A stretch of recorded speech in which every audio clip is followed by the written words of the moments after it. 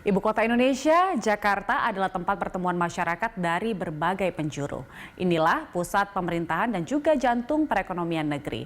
Tak heran di saat pandemi COVID-19, Jakarta menjadi epicentrum corona. Temuan 2 kasus COVID-19 pertama di Indonesia adalah warga Depok, Jawa Barat menjadi peringatan awal merebaknya kasus pandemik virus ini di Jakarta. Pasien kasus 1 yang pertama kali positif COVID-19 diindikasikan terpapar virus dalam sebuah pertemuan di Cafe Amigos, Kemang, Jakarta Selatan. Pasien 1 terpapar virus dari seorang warga Jepang yang tinggal di Malaysia yang disebut pasien kasus MY24. Selanjutnya, penularan tak terhindarkan hingga mencapai kasus 2, 3, 4, 5, 10, 11, 12, dan 13. Klaster awal merebak di Jakarta selama 7 hari, bermulai dari 2 Maret saat kasus 1 dan 2 diumumkan oleh Presiden Joko Widodo hingga 9 Maret sampai ke pasien ke-13. Itu pun ternyata tak terhenti. 10 Maret pemerintah mengumumkan kasus baru. Masih ada pasien positif nomor 20 dan 21 yang merupakan subklaster dari kasus nomor 1 yang terpapar saat berada di sebuah kafe dansa di Jakarta. Dan rupanya pasien nomor 20 kemudian menularkan ke pasien nomor 27 yang tidak pernah kontak dengan pasien nomor 1. Itu baru klaster awal yang bermula dari sebuah kafe di Jakarta Selatan. Selanjutnya muncul klaster-klaster penyebaran lainnya yang rata-rata merupakan kasus impor. Artinya pasien terpapar virus setelah pulang bepergian dari luar negeri. Jakarta memang rentan menjadi pintu masuk penyebaran virus corona. Sebagai gambaran, pada tahun 2018 saja ada 7,8 juta penumpang dari penerbangan internasional, baik itu WNI ataupun WNA yang masuk melalui Bandara Soekarno-Hatta. Kemudian ada 21,3 juta penumpang domestik dari berbagai daerah di Indonesia. Belum lagi penumpang domestik dari Bandara Halim Perdana Kusuma yang mencapai 3,4 juta. Ini menggambarkan banyaknya pergerakan manusia yang masuk ke Jakarta melalui transportasi udara. Kemudian dari transportasi laut tercatat dalam statistik perhubungan 2018 ada 119.403 penumpang domestik dan internasional. Itu baru orang-orang dari luar Jabodetabek yang masuk ke Jakarta. Bagaimana dengan para komuter Jabodetabek yang setiap harinya bermobilitas dari wilayah Bogor, Depok, Tangerang, Bekasi ke Jakarta ataupun sebaliknya?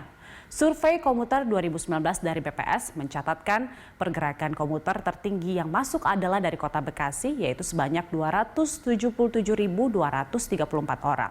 Kemudian disusul 172.410 orang dari kota Tangerang. Sebaliknya, 54.644 orang Jakarta lebih banyak bergerak ke kota Tangerang. Survei komuter Jabodetabek 2019 menunjukkan dari 29 juta penduduk Jabodetabek yang berumur 5 tahun ke atas, sekitar 11%-nya atau 3,2 juta orang merupakan penduduk komuter. Jika pergerakan ini menggunakan transportasi umum, sudah tentu berpotensi menjadi tempat penularan virus. Apalagi bila higienitas moda transportasi tidak dijaga. Setidaknya ada 865.700 warga yang mengandalkan transportasi publik, yakni bus Transjakarta, kereta komuter, dan MRT. Banyaknya sirkulasi orang di armada angkutan umum diikuti dengan potensi perpindahan beragam jenis bakteri yang menempel di dalam armada angkutan ataupun sejumlah panel di halte, terminal, ataupun stasiun. Sementara data dari masing-masing moda transportasi sebagai perbandingan, jumlah pengguna KRL komuter lain pada waktu normal sekitar 950.000 penumpang per hari. Adapun penumpang bus Transjakarta 800.000 orang dan MRT Jakarta 83.000 penumpang. Apabila ketiga moda ini digabungkan, rata-rata ada 1.833.000 penumpang sehari. Ini mengapa ibu kota Jakarta dengan penduduk sekitar 9,6 juta orang sejak awal pandemi COVID-19 ditemukan di Indonesia menjadi kota dengan penyebaran wabah terparah. 28 Maret 2020 dari 1.155 kasus terkonfirmasi COVID-19 di Indonesia, 603 kasus diantaranya ada di Jakarta. Secara akumulasi jumlah orang dalam pengawasan ODP dan pasien dalam pengawasan PDP wilayah Jakarta Selatan menempati posisi paling tinggi, yaitu 461 orang.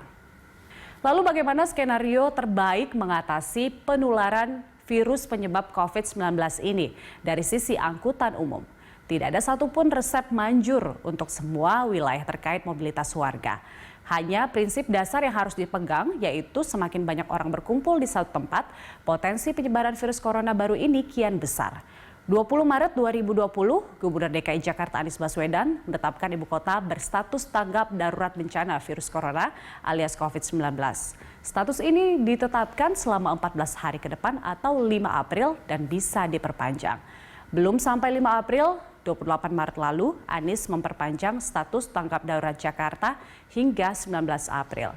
Itu artinya jajaran pemerintahan dan masyarakat bisa bekerja dari rumah, akan terus bekerja dari rumah. Begitupun masa kegiatan belajar mengajar jarak jauh atau dari rumah dan penutupan tempat-tempat wisata di Jakarta juga diperpanjang. Situasi yang sudah berlangsung sejak 16 Maret. Sayang, kesadaran warga masih minim. Masih banyak yang tidak mematuhi pembatasan sosial termasuk imbauan untuk tidak berkumpul di keramaian. Untuk itu, Dewan Guru Besar Fakultas Kedokteran Universitas Indonesia menyarankan pemerintah agar menutup wilayah atau provinsi terjangkit infeksi COVID-19 selama minimal 14 hari. Langkah ini diharapkan dapat memutus rangkaian penularan infeksi dan memudahkan penghitungan kebutuhan sumber daya untuk penanganan di rumah sakit. Menurut Dewan Guru Besar, pada 3,5 pekan pertama, penutupan wilayah dapat mengurangi 81,3% kasus infeksi ekspor. Melandaikan kurva dan memperlambat proses penularan COVID-19 amat penting karena sistem kesehatan Indonesia belum mampu menerima beban kasus infeksi COVID-19 yang masif.